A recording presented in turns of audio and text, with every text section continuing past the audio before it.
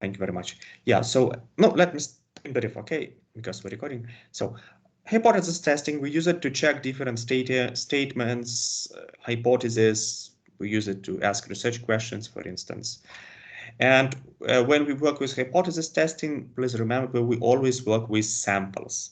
So it's not necessarily, for example, imagine there is a school, high school, and you don't have time, resources to survey all school teachers. Instead, you made a decision to collect sample of school teachers. You surveyed, for example, every second school teacher in this school. You have a sample. It is a part of your population, and you can use this sample to test hypotheses.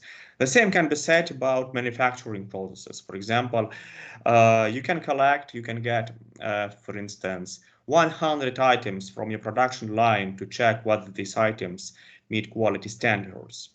Well, and if you work with samples, so you cannot rely on simple comparison of numbers. Why?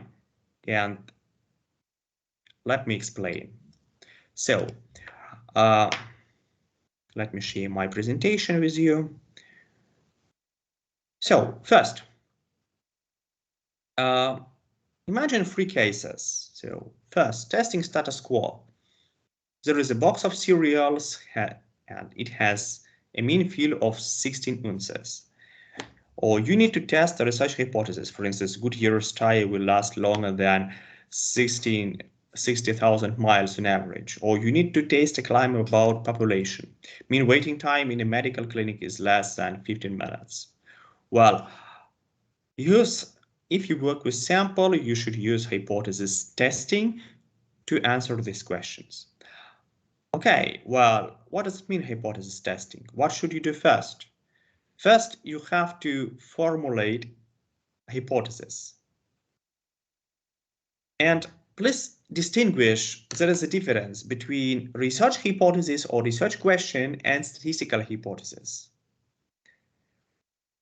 So in your textbook, there is a type of statistical hypothesis and its name is research hypothesis, but usually we make a distinct difference between, there is a difference between research hypothesis. For instance, I suppose that average income of managers is higher than that of workers. Or I suppose that average income of self-employed entrepreneurs is higher than that of paid workers. It is an example of research hypothesis. We use it to draw conclusions. We need to check something. Another example of research hypothesis. I believe that, or for instance, no, I believe that using mobile application can increase our revenue next year. Well, something like that. But in statistical hypothesis, we need to follow a formal language of statistics. We need to formalize or reformulate our research question or research hypothesis using mathematical and statistical terms. It could sound bad, but in fact, this procedure is pretty simple. First, how to formulate or how to make a statistical hypothesis. First, why? Formulating statistical hypothesis is pretty important. If you make a mistake now at this stage, you will make a wrong decision. You will make a wrong final decision. Just pay attention to all details when you formulate statistical hypothesis. How to formulate it? Please follow simple rules. First, remember, there are two statistical hypotheses only, the null hypothesis and the alternative hypothesis. It is impossible to formulate more than two hypotheses. And there is a difference between research hypothesis and statistical hypothesis. In the research hypothesis, you can formulate 1, 2, 3, 5, 7, many hypotheses. You can say, I suppose that average income of entrepreneurs is higher than that of average income of paid workers. I suppose that average income of, I suppose that average working hours of entrepreneurs is higher than that of paid workers. I suppose that level of stress is lower among entrepreneurs than that of paid workers, and so on. You can formulate many research hypotheses. But each research hypothesis requires two statistical hypotheses. Two, null one and alternative one. Again, remember, imagine that you have a research hypothesis. Average income of paid workers is lower than that of entrepreneurs. Well, it is a research hypothesis or research question, could be. Or you can reformulate it using a research question.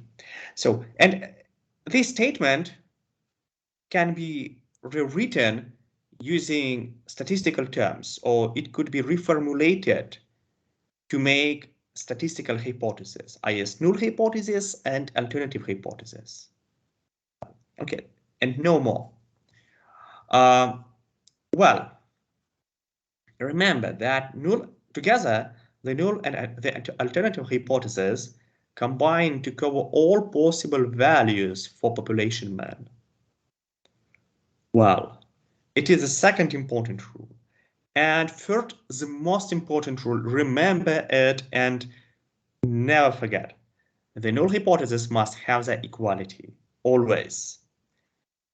Well, and null and alternative hypotheses are always stated in terms of the population mean. Look, we don't use X bar here, we use mu. If you want to test a hypothesis about variance, use sigma squared, don't use S, and so on.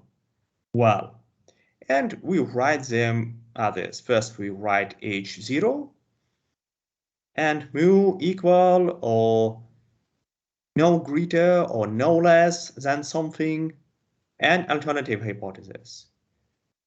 Never do that. Never use statistic, always use parameters. Well, no, for sure, it could be, and let me tell you also, my experience tells that formulating hypothesis is a matter, it is just a skill. Probably it is difficult to do it right now without mistakes. Roman Pashkovsky, yeah, for sure. So it could be difficult to make different. So it's just a skill, and you need to master it doing exercises. That's it. No, let's do. Maybe today we can try to do some exercises. Well, next, once you formulate hypothesis, statistical hypothesis, you should make a decision whether you work with one-tail test or two-tail test. What is the difference between two-tail test and one-tail test? Two-tail test, it is the simplest case. You need to check whether something equals something. For example, you want to check whether average GPA of management students equals 6. Pretty simple. Well, but for sure in practice, it could be more interesting to run one-tail test, meaning that you want to compare something with something. You want to examine whether something is bigger than something or something is lower than something. For example, is it true that average income of school teachers no less than the required level? Or is it true that average GMAT score at a given school is no less than the required level or no more than than certain number, certain level? Well, no, it is pretty similar. So making it is difference or finding difference between two-tailed test and one-tailed test is pretty important because if you fail to distinguish between two-tailed test and one-tailed test, you won't be able to find right critical values for your test. Well, no, usually what test to use? Usually it's clear from the task. Well, if you have words like equal or the same, follow two-tailed test. If you have such words as no less, no more, less, smaller, bigger, use one-tailed test. That's it. Well, okay, let's do a short exercise. Please read this sentence and formulate your null and alternative hypothesis. Write down your answers to our chart. Formulate hypothesis.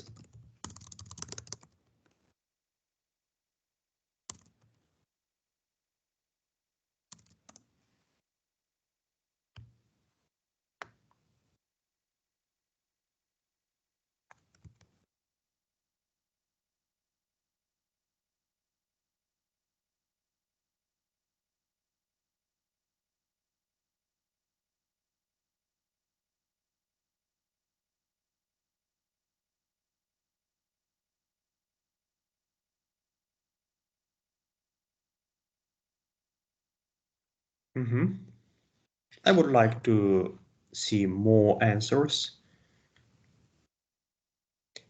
And don't afraid to make mistakes. This part isn't assessed.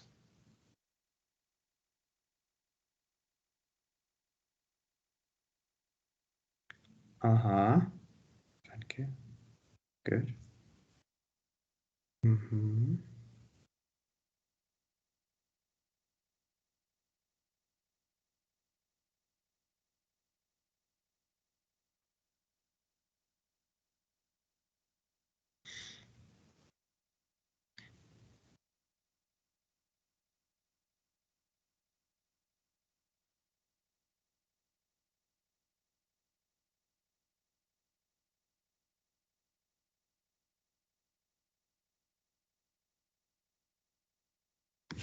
Okay.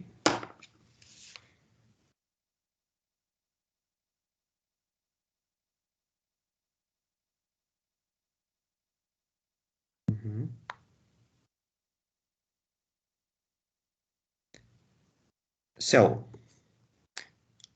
let me send this sentence to your chart, and let me go back to the slide about hypothesis, and let's check everything step by step. Our question. Let's go back. First, check everyone. Do you have two hypotheses, null and alternative one? I think you have. Right.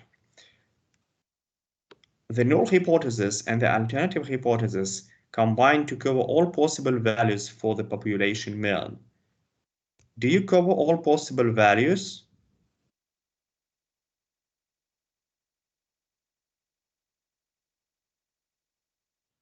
I think yes. Yes. Well, third point, the null hypothesis must have the equality. Check. Does your null hypothesis with the equality? H0 must have equality operator.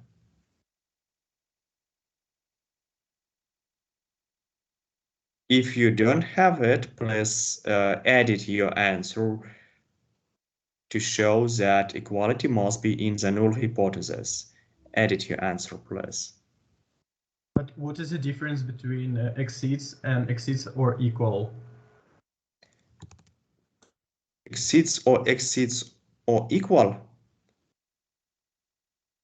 No, exceeds means bigger, exceeds or equal means bigger and equal. But in null hypothesis, we will have always exceeds or equal. I don't understand. In our question, we have only exceeds, but in null hypothesis, we shall write exceeds and equal. Yeah, no, but this is a good question and tricky part. Look, when you formulate a hypothesis, when we formulate hypothesis, we can always be confused with this point. Well, Why? Because, for example, in our question, it's not clear. Something can be unclear. I would like to do this. First, I need, let me show the answer. Yeah, look. First, I need to rewrite this statement using mathematical terms. Look, mu, because we speak about population mean, right? Bigger than 33. Well, I know from the theory that null hypothesis must have equality operator. My statement doesn't have the equality because so exceeds 33 minutes. Hence, it must be alternative hypothesis. Well, how to formulate null hypothesis? First, I should use equality operator, and I should cover all possible values. If it is bigger, hence here I should use less, smaller, and equal. Well, and this is my null hypothesis. Well, and also please remember, if you work with inequality, bigger or smaller, it is one tail test. Now you can also distinguish between upper tail test or lower tail test, but well, Konstantin, is it equal? Is it clear? Sorry. Yes. So Okay. I have one question. What we have in the text, it is our alternative hypothesis, yes? And null hypothesis, it is all that we don't have in text, yes? Good question. I would say it could be. It depends on the task. Sometimes from the text, it is clear that text is about alternative hypothesis. Sometimes when you read the text, it is clear that you should start with formulating null hypothesis.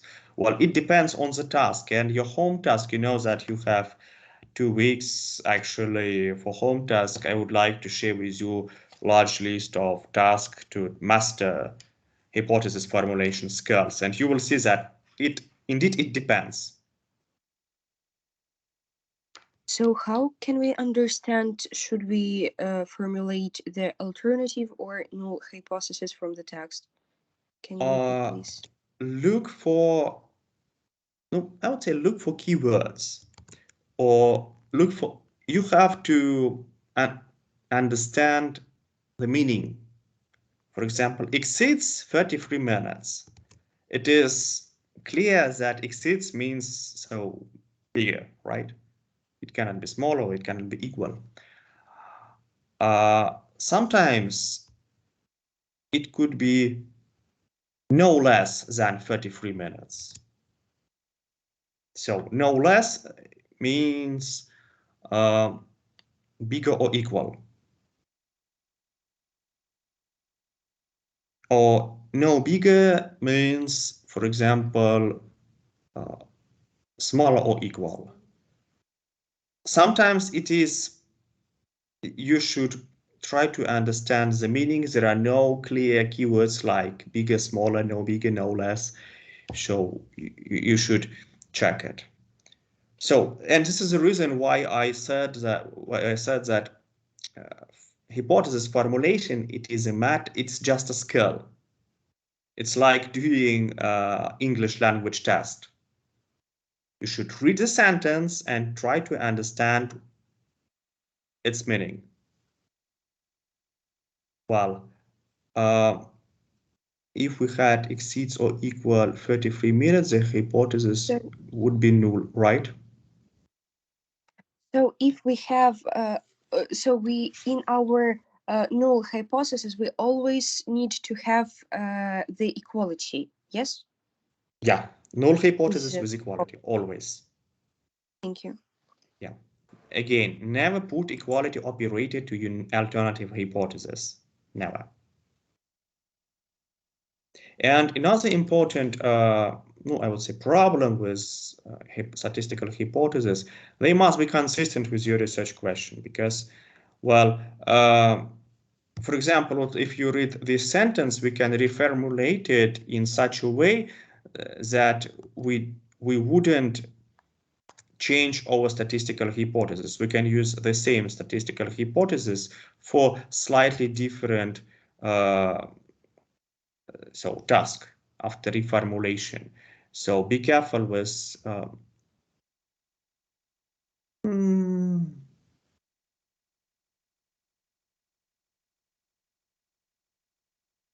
yeah, could be, could be good. Well, it's also pretty useful picture. About your question, Konstantin, here we should have sub-statement in the task if it appears in the rejection region. Wait a little, please. Let me. So yes, I have to explain it today, but so not right now. Well, so okay. Another exercise: formulate null hypothesis and alternative hypothesis.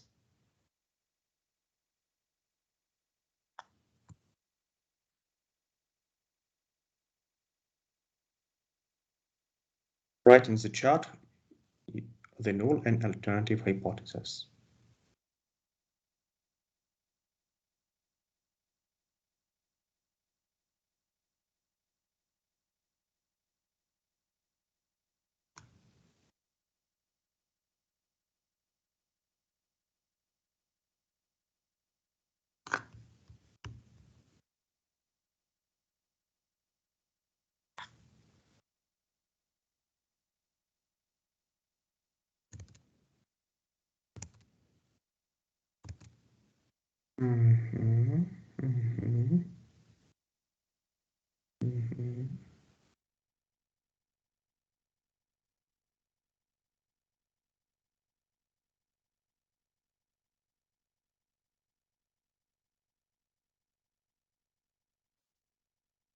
Okay, good. And the answer is this one, at least.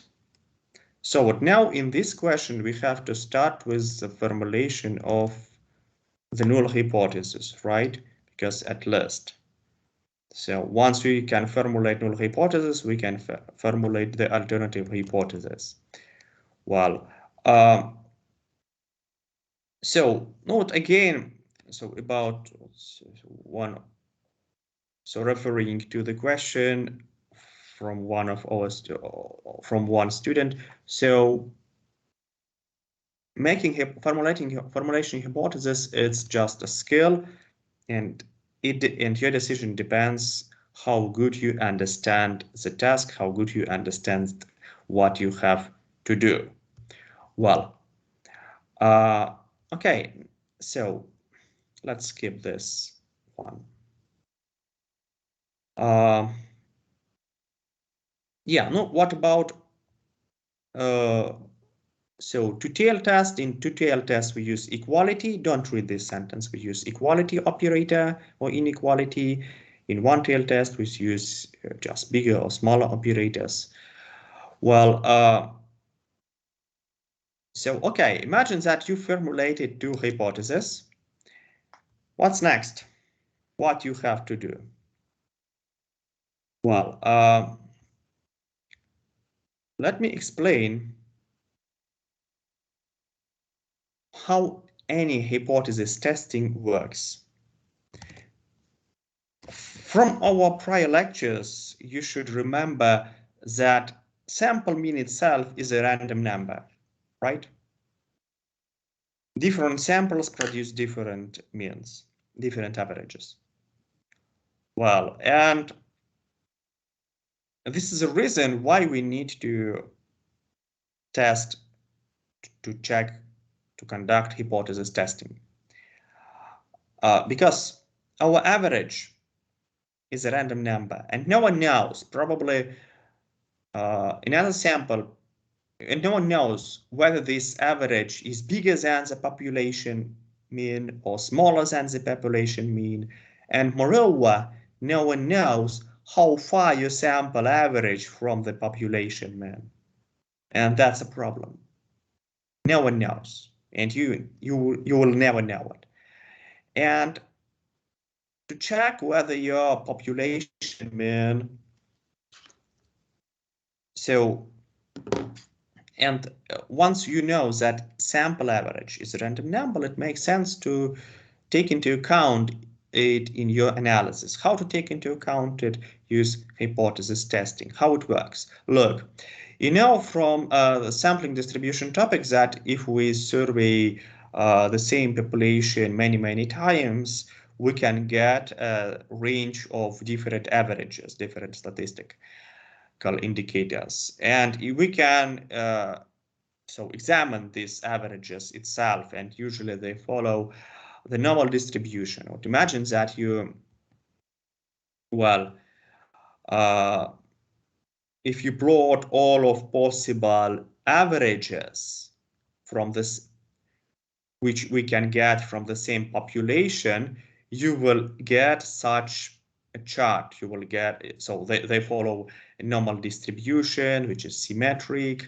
Well, and some averages can be pretty close to the true level, to the population level. Some averages can be far from the population level. They can be 2 times smaller, or 1.5 times larger. Well, they can be pretty different. Well, and how can we check whether and imagine that somewhere here we have our sample average. You conducted just one survey and you show that average of something is 95. How can you check whether it is different from 100? You know that in your competitor, your rival, has another average. Its average is 110. It's different, it's bigger, but are your averages different in terms of statistics? How can you check it? Intuition is pretty simple. Imagine that we know that, okay, all averages, all random numbers, how to conduct a test. Let's make an agreement. Or let's write a signed contract. Okay, guys, in this agreement, we state, okay, let's set 2 cutoff points, 80 and 120. If we see that our average is within this interval, we should say that our average and 100 are the same. Again, how any hypothesis test works. We make something like an agreement. We set 2 cutoff points, 80 and 100 in this case. And we state, okay, so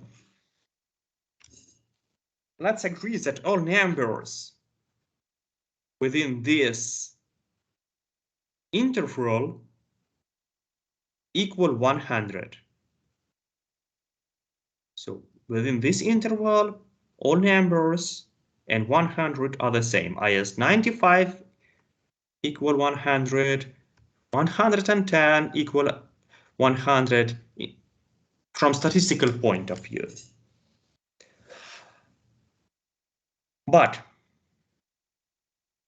all numbers beyond these 2 cutoff points, for example, 121 or 75, are different from 100 because we made an agreement about this cutoff point. So all averages smaller than this cutoff point are different from 100, and the same can be said about the right side. And this part can be a problem. Okay, imagine that you are lucky marketing analyst, you conducted survey, everything is fine, the representative surveys, good sampling, large sample, Well, and you see that your average is 95. You want to check whether, so for instance, average, so say weight is the same as 100 kilograms. You see that indeed, so you meet all quality standards. But imagine that you are unlucky. So you did everything well with your sampling and data collection process, but your average is 70. And you test, and in accordance with our agreement, you see that 70 is different from 100. But you did everything well. Is it a problem? Yes, it could be a problem. But before speaking about problems, let me give you one more example. So this is example of a simple two-tailed test. When we speak about two-tailed test, we make, so we have to set two cutoff points, and these cutoff points must be symmetric. So the distance between the population mean and these two, or so the mean could be, and your cutoff points must be the same. If we speak about one-tailed test, as here we have inequality, smaller or bigger operator, we have to set just one cutoff point. Well, and in this case, we say that, okay, so all values smaller than these cutoff points, well, says that our mu as our sample average is no less than 100. Well, no, logic is pretty the same. It's the same. So we need to set such a cutoff point to make a research hypothesis. And note, in this hypothesis, we check whether our sample average is no bigger than 100, right? And our sample average can be 119 or 110. Our sample average can be here. But in terms of statistics, well, we shouldn't reject null hypothesis. We should say that indeed, so if our sample average is 100, we should say that, well, our sample average is equal 100 or less than 100, because we made a decision that our cutoff point is here. For sure, you can set cutoff point somewhere here or even somewhere here. So it depends what you want, or it depends how precise you want to,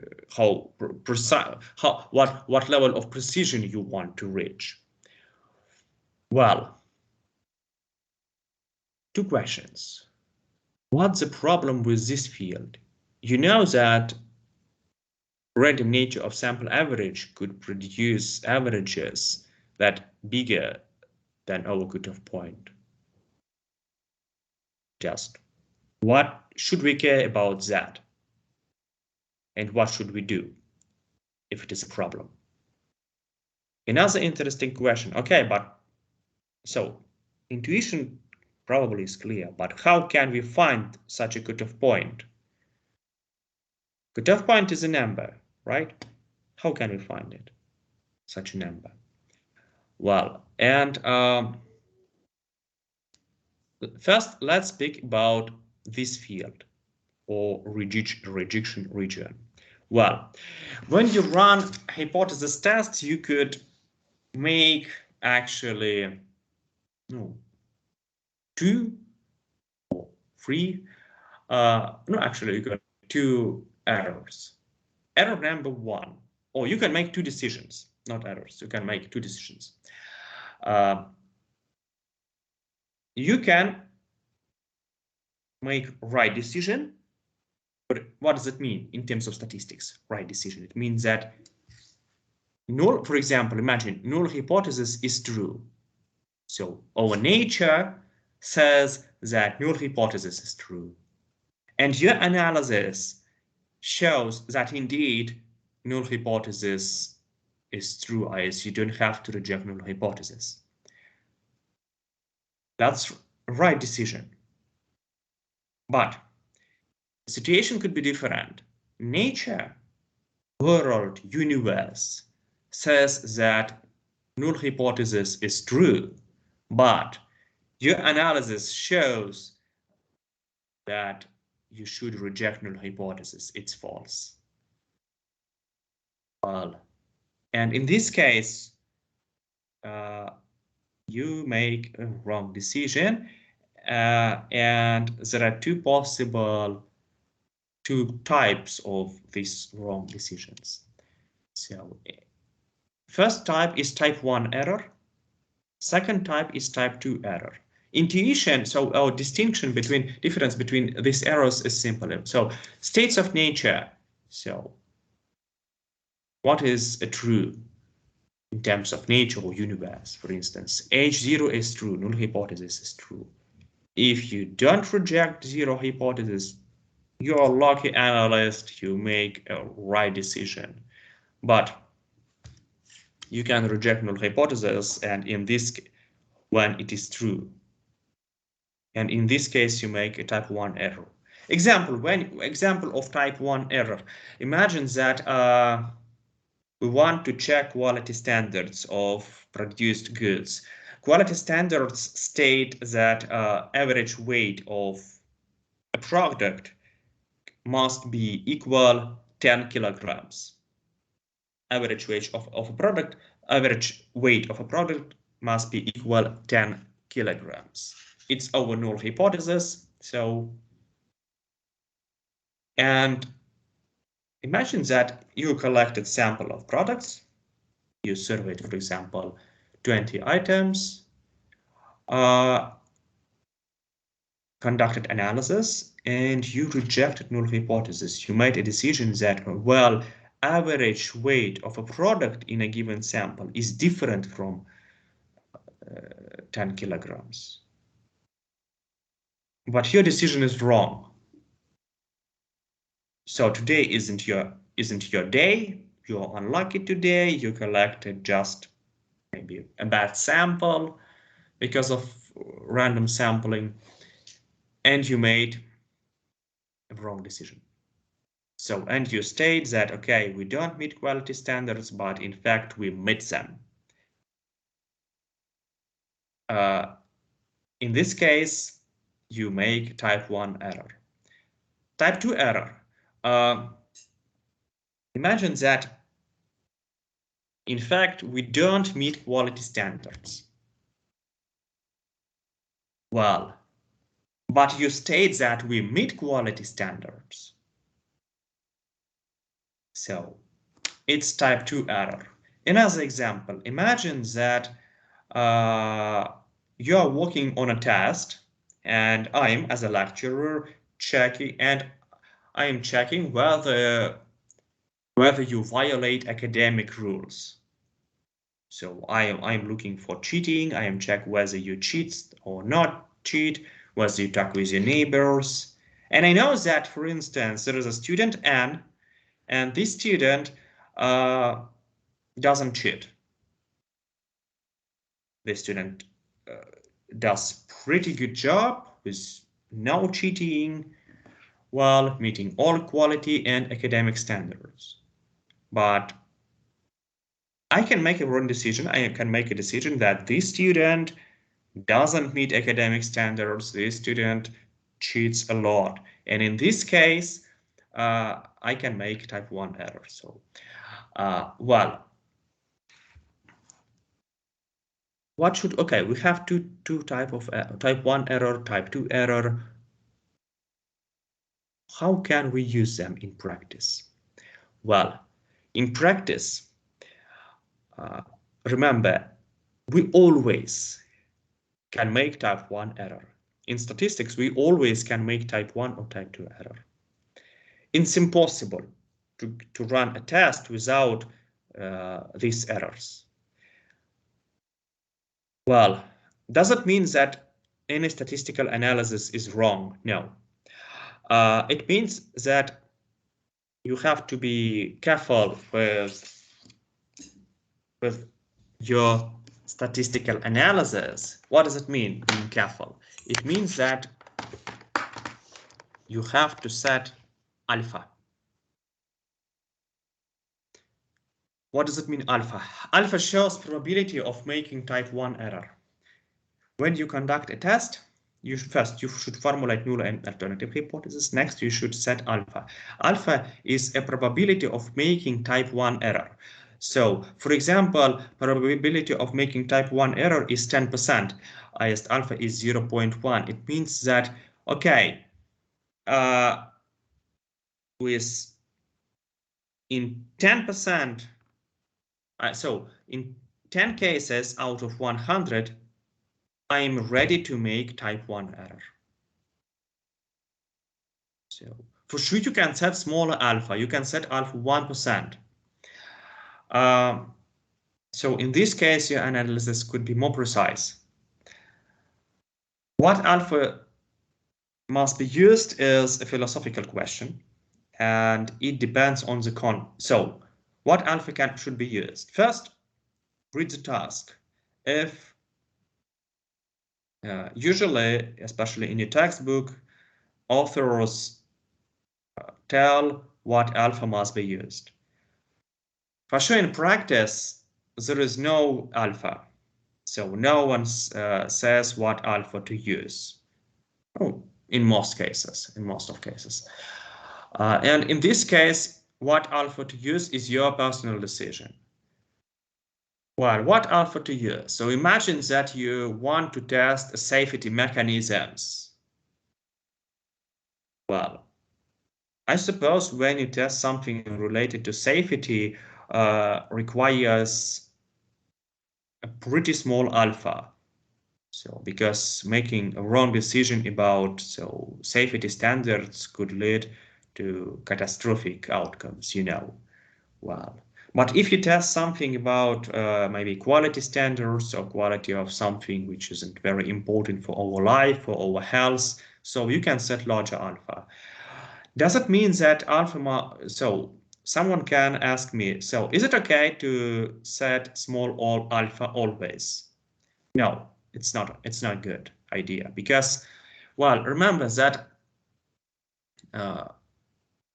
setting different alpha can lead to different decisions about rejection of null hypothesis or don't rejection null hypothesis. If you, for example, if your alpha is 10%, you can say that you should reject null hypothesis.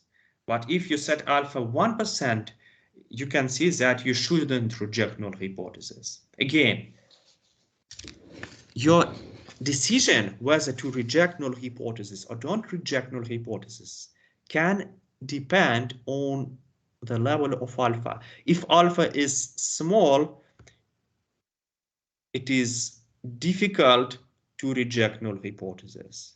When alpha is large, it is easy to reject null hypothesis.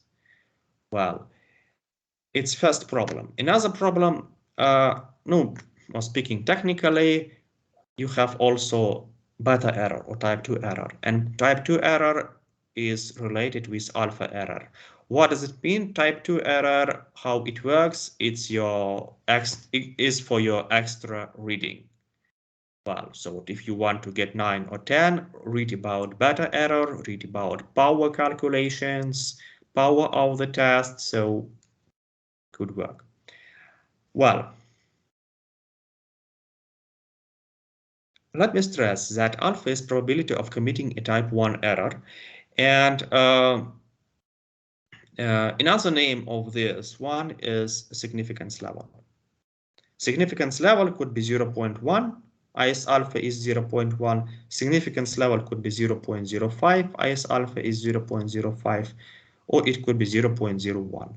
For sure, you can use larger alphas like 0.2, but I don't recommend you to do that now. Well, when you are very experienced statistician, you can set larger alphas, larger than 10%. But now, please, let's set a limit. For you, alpha is 0.1 or 10%, and it cannot be larger. Well, okay, you have two hypotheses. You have significance level, IS alpha. Well, and Note this area, shaded area, actually it is your alpha. It's probability of committing type 1 error. Your averages could be here. All of these averages are good. Well, but no, you make a decision that, okay, so for these averages, I have to reject null hypothesis, and for these averages, I can make type 1 error. Well, it's cost of any statistical test. Well, so this is the logic of statistical testing. And how can we run the test itself? First, we have 3 ways to conduct a test. First, and classic way, especially if you read Soviet textbooks or Russian textbooks written by Russian authors, you can find that when we run different statistical tests, we have to calculate some z or t values and compare with critical z and t values. What is the idea of this method? Look, let me go back to this slide. But imagine that you have 2 hypotheses, right? You want to check, no, let's go here, yeah, 2 hypotheses. You want to check whether mu is larger than 25. Imagine that units of measurement are dollars, $25, $25. Well, if you so it's not very convenient to conduct tests using original units of measurements like dollars, kilograms, pounds, kilometers. It's not very convenient. And in statistics, we often use a transformation. We often transform original units to t values or z values. It's like a recalculation of your bank account from rubles to dollars. But imagine that we want to check whether mu is larger than $25, but we can recalculate 25 to measure it using z or t values.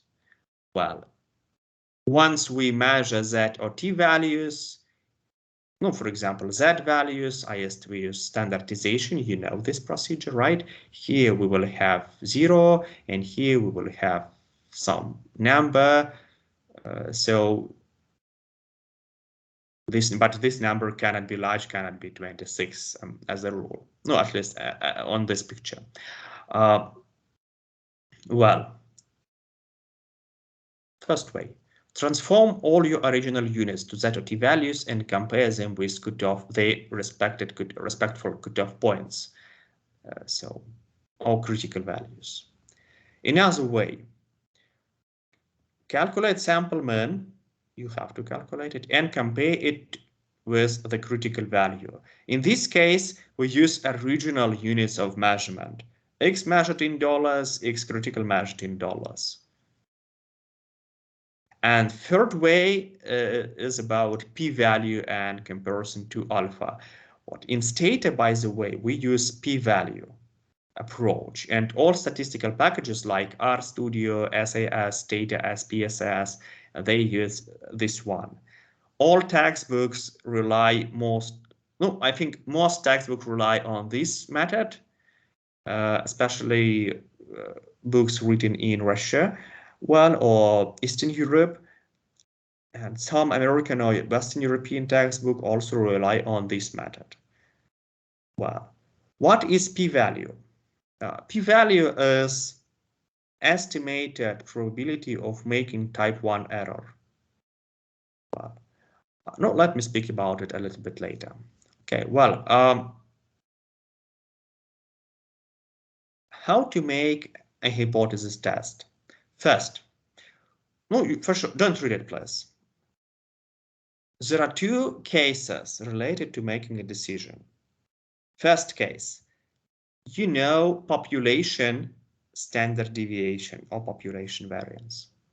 Sigma is known. If you know that sigma, if you know population standard deviation, you should rely on standardization procedure and Z values. Again, remember, if you know population standard deviation, always rely on Z values. If you don't know population standard deviation, rely on T values or student distribution. Well, and again, remember, you know standard population standard deviation, use Z statistics. Don't know population standard deviation, use T statistics. Well, now please everyone read this text, type plus if you are ready.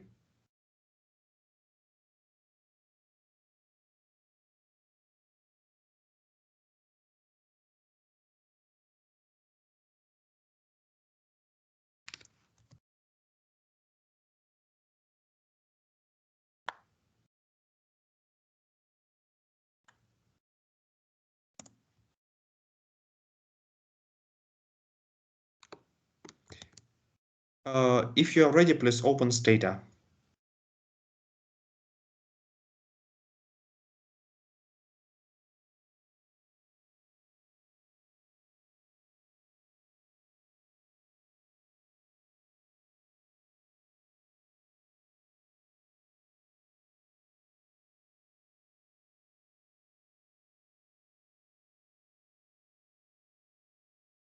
Again, if you are ready, please open Stata. If your Stata requires new keys, just watch the video we are recording it, so and try to do the same later.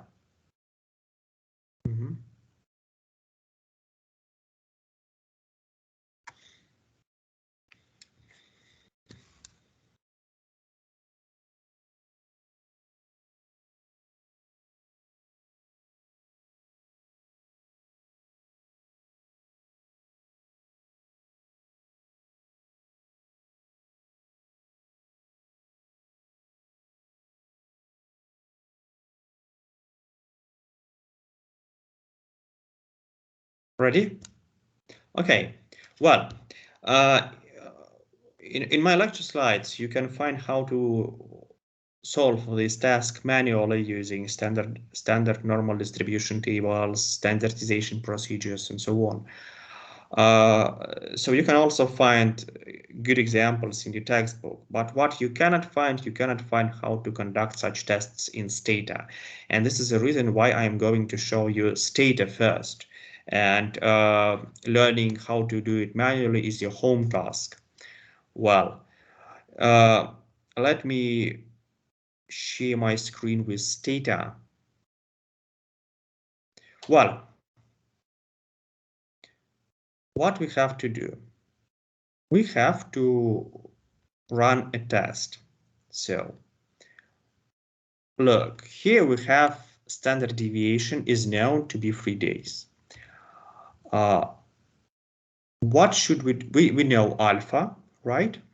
First thing you have to do, first you have to formulate hypothesis. Well, but imagine that we formulated how to run this test in Stata. In Stata, we have 2 ways to run a test. First, let me show you. To run the test, go to statistics, summaries, tables, and tests. That's clear, right? Next, in this list, find classical tests of hypothesis. We learn classical tests of hypothesis. And you have a list of different tests. Well, what I mentioned that if you know standard deviation, you should rely on Z values. If you don't know population standard deviation, use T values. In this task, we know standard deviation. I guess we shouldn't use T test. We should use Z test. We have 2 options for Z test. First one is Z test mean comparison test known variance and Z calculator. What's the difference? First option is used when you have a data set. We don't have data set. Second option is just a calculator, is just a statistical calculator. Let's use the second option. Z-test calculator. Everyone, open Z-test calculator. And say something if you are ready.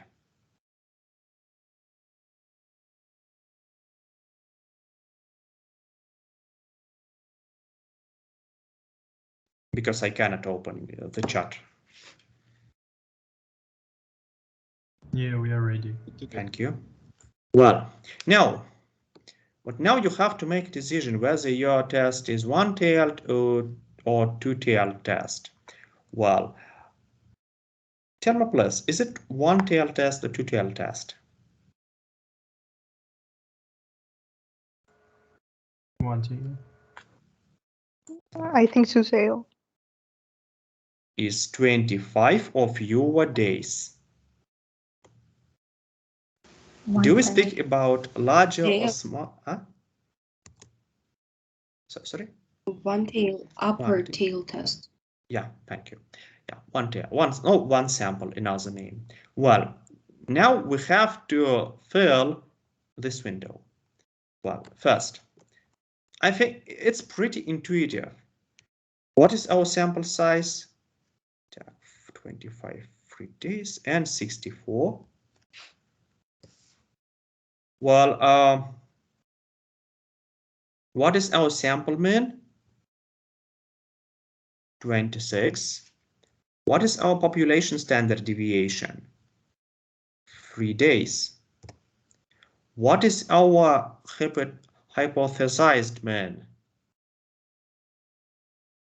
25. What is our alpha? 0.1 or 90%. Here we set confidence level. 0.1 is 90, 0.05 is 95, and so on. Please do that and submit. Click submit.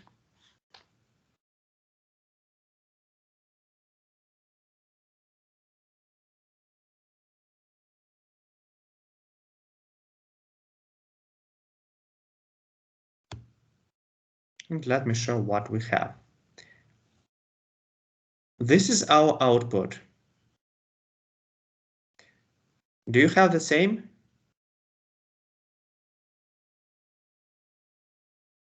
Yes. Well, what we have here, we have a simple descriptive statistics for our data set. We have sample size, average, its standard error. Do you remember standard error? I hope you remember. Its population standard deviation and its confidence interval. I hope that all of you know how to calculate confidence interval and standard error. In addition, we have name of this test, one sample Z test, and we have null hypothesis. Mean is 25. And in contrast to textbook, here we have 3 alternative hypotheses. Equal 25 or isn't equal 25, larger than 25 or smaller than 25. And also we have that value. It is our standardized mean. Well, how we calculate it? Well, we calculate it using standardization procedure. Well, no, here we use another way to calculate it. Well, how to make decision whether we have to reject null hypothesis? Well, look,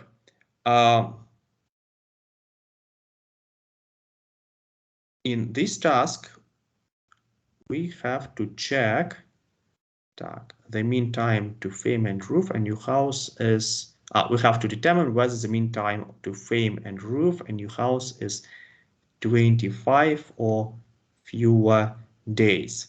Hence, what is alternative hypothesis?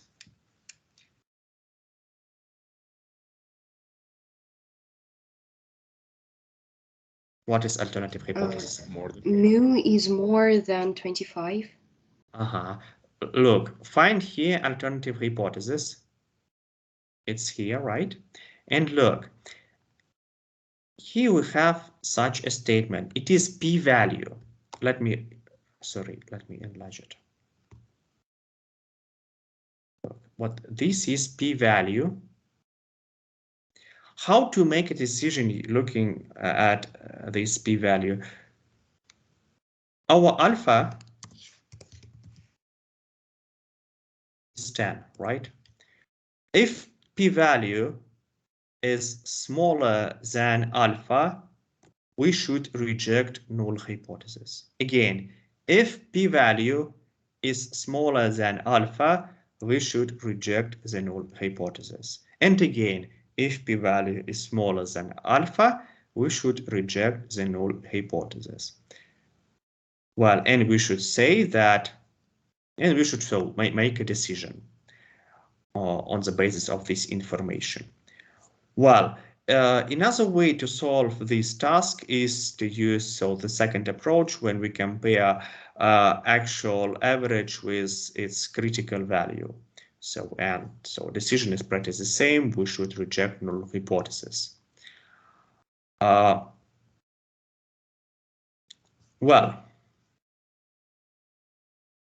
no, let's do a case when we don't know sigma. When we don't know sigma, we should rely on t-test. Let's do it in Stata. Please read this task. Read this task and type plus if you are ready. We will do it in Stata.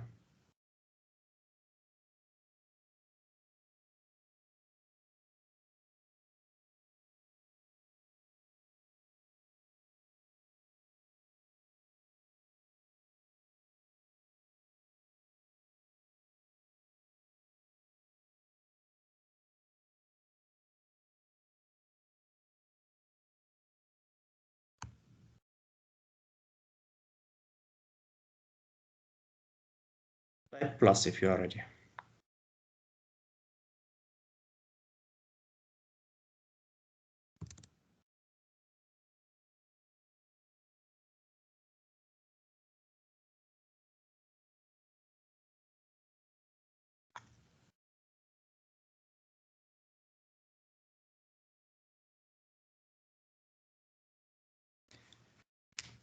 So let me show you what should we do now. Now we can also use statistical calculator in Stata, but well, instead of that test, we should use t-test. To use t-test, go back to the same route, go to statistics, summary tables and tests, classical tests of hypothesis, and please now use t-test calculator. T-test calculator.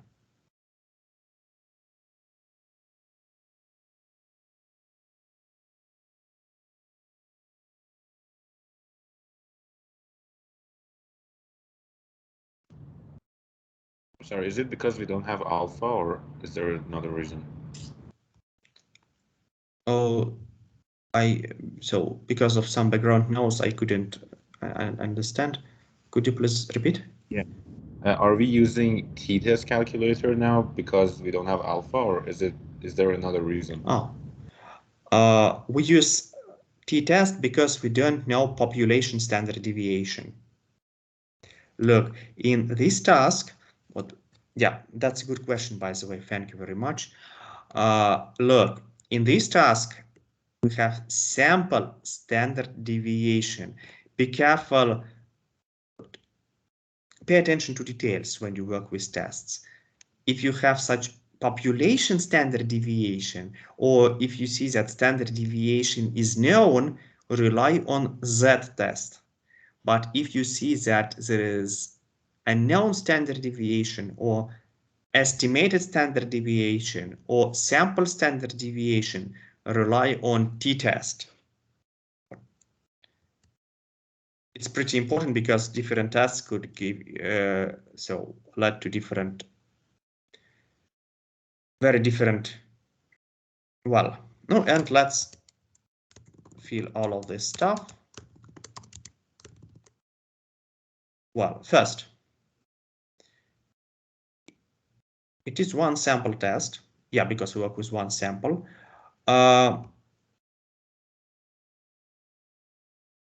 What is our sample size?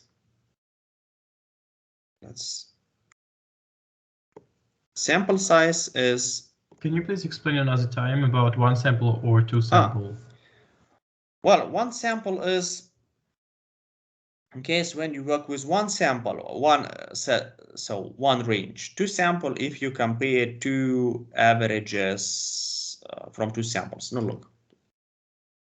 For instance, you have average from one sample, average from another sample, and you want to compare them. For example, you want to compare average GPA in your group with average GPA in another group. It's two sample test. One sample test if you have a single average from single sample and you want to compare it with some number. Well, today we learn one sample test. Next time we will learn two sample tests. Okay. Just now, always set one sample. Well, sample size 16, right? Sample mean 15.93. Sample standard deviation 0.50. Well, and what is our hypothesized mean is 16. And our confidence level, what is our confidence level?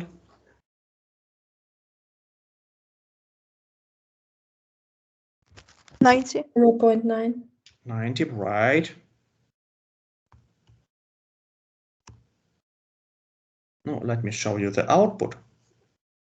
Do you have the same? Yes. Well, logic. So look, here we have similar output. Another name of the test, it is one sample t-test. Also, we have null hypothesis, alternative hypothesis, degrees of freedom, n minus 1, right? And estimated t statistics. Well, who can interpretation of this test, of this output, or making decision is the same as for that test. You should find right alternative hypothesis and check whether your p-value is smaller than alpha. Let me give you 1 minute. Find right alternative hypothesis and interpret this test. Write your answer to our chat.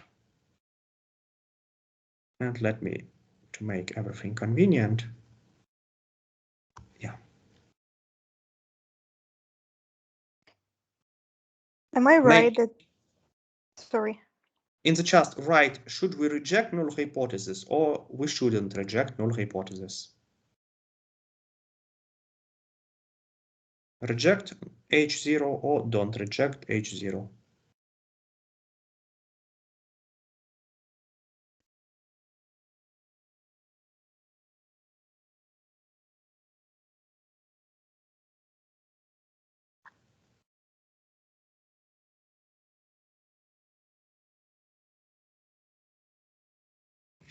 So we should reject if our p-value is smaller than alpha, yes?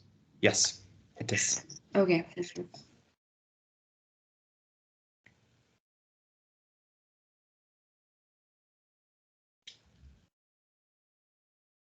Yeah, definitely you shouldn't reject null hypothesis because it doesn't matter what alternative hypothesis you use.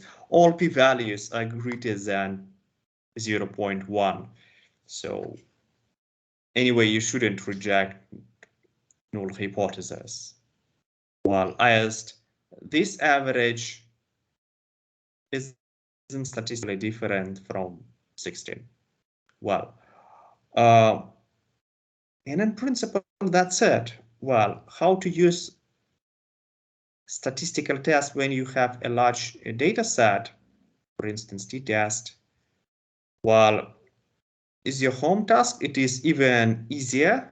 You should set just a variable name and choose a mean you want to compare with. And now always use one sample. Well, here we have two-tailed test. Yes, let me read the task. Well, yeah, two-tailed.